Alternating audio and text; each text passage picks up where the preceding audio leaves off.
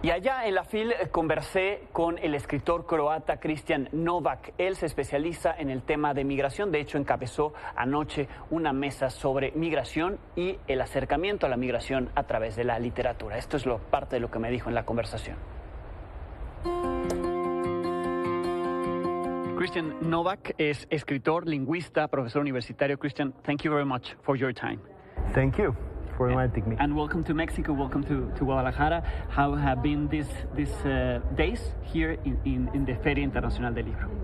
I was very much looking forward to Guadalajara because for us in Europe, Guadalajara and this book fair that you have is a big thing. You know, it's one of the biggest book events in all of the world. So you have much to be proud of, and I saw it today. It's very, very nice. It's very well organized. And I'm happy to be here and to share my experiences as a writer with different other writers from all over the world. Yes, one of the topics that you're going to be talking about here in Guadalajara is migration. How to get to this topic from literature? I think it was Tolstoy that said that all of literature can be divided into two things. Yes. Either somebody leaves his village or somebody comes to a village, you know.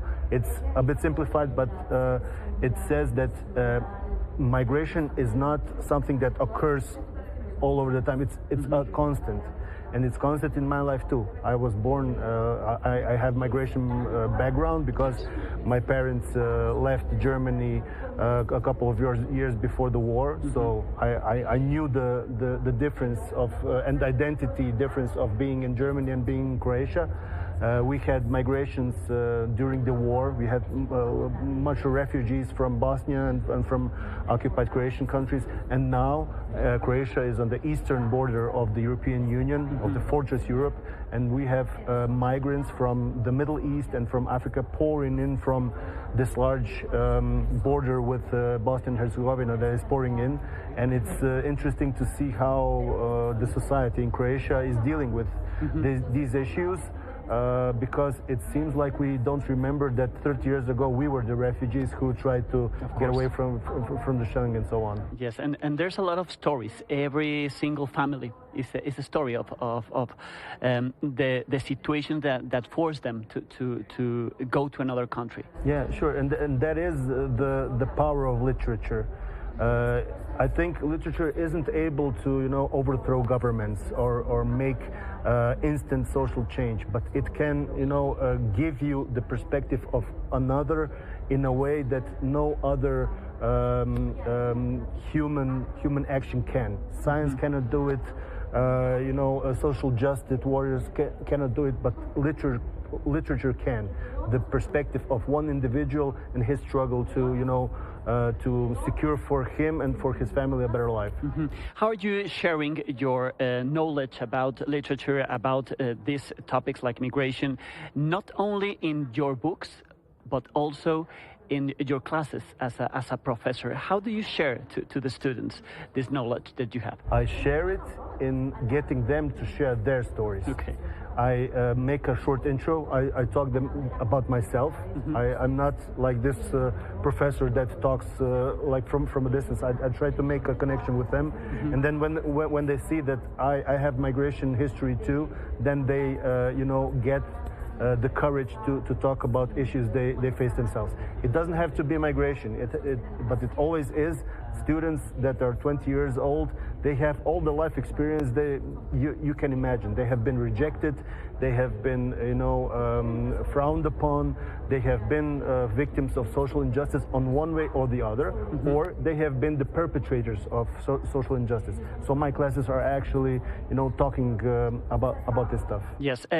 What recommendation could you give to young people that want to write something, that want to start writing something? How can they could start? I think I'm always encouraging people around me to start writing, and I tell them to look deep inside themselves, because my working starts with introspection. Some problem that I cannot deal with or that is constantly in my mind is the way it's like the the topic that I should write about. Sometimes these topics are something that I am afraid of, but I recognize that the answer is to move into the fear. That's the only way a good text for me can be written. You consider it's easier writing non-fiction or fiction? I think it's both very compelling if you take high standards for it. And both can be also moving in the direction of fear. Because if you write non-fiction about some stuff that is, troubling a society, that is maybe going into the connection between the government and the crime scene in a particular state or a part of the state, that is also very, very hard. Kristian, thank you very much for your time. Welcome again to Mexico and to Guadalajara, and still enjoying this fair. Thank you. Gracias. Es Kristian Novak, escritor, también profesor universitario croata.